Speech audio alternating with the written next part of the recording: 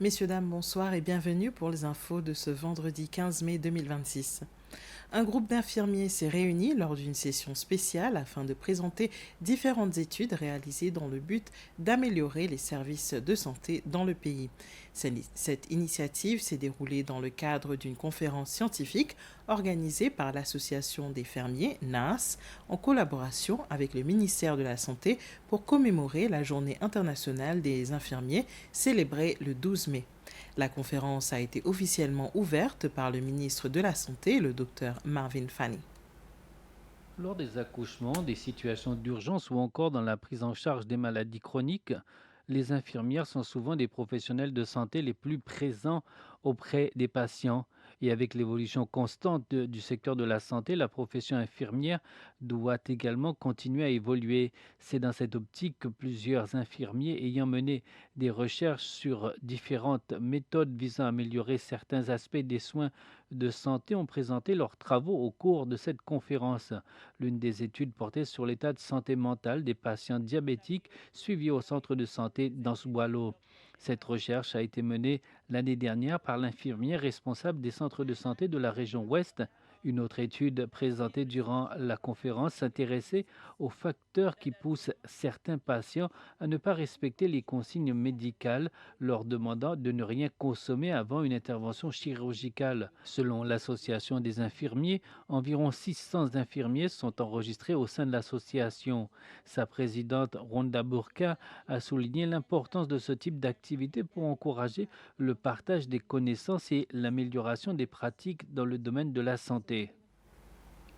Les travaux de la commission d'enquête sur les événements survenus à la prison de Montagne-Posée les 5 et 6 décembre 2024 se sont poursuivis aujourd'hui avec l'audition de l'inspectrice en chef de l'établissement, Jocelyn Kopusami. Forte de 32 années d'expérience au sein de l'administration pénitentiaire, Madame Kopusami occupe actuellement le poste de directrice de la prison pour femmes. Elle est également responsable du bien-être du personnel pénitentiaire. Au moment des faits, elle assurait la coordination entre les différentes unités de la prison. Devant la commission, elle a relaté ce qu'elle a observé lorsque les gardiens pénitentiaires et les forces de l'armée sont intervenus à l'intérieur de l'établissement après le déclenchement de l'émeute. Les auditions concernant les incidents de montagne posés se sont poursuivies cet après-midi devant la commission d'enquête.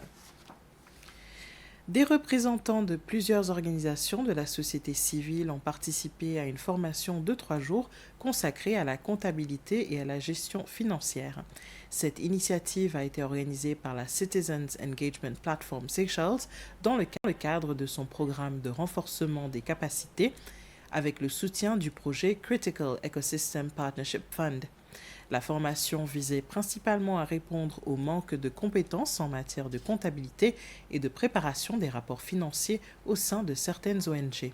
Selon les organisateurs, ces insuffisances empêchent plusieurs organisations de respecter l'obligation de soumettre leurs comptes annuels au registre du commerce, ce qui entraîne parfois leur radiation de la liste officielle des associations et ONG. Un accord d'exemption de visa entre les Seychelles et les Maldives est entré en vigueur ce vendredi 15 mai, permettant aux ressortissants des deux pays de voyager sans visa pour des séjours de courte durée allant jusqu'à 30 jours. L'entrée en vigueur de cet accord coïncide avec la visite du ministre des Affaires étrangères et de la diaspora, Barry Fall, aux Maldives.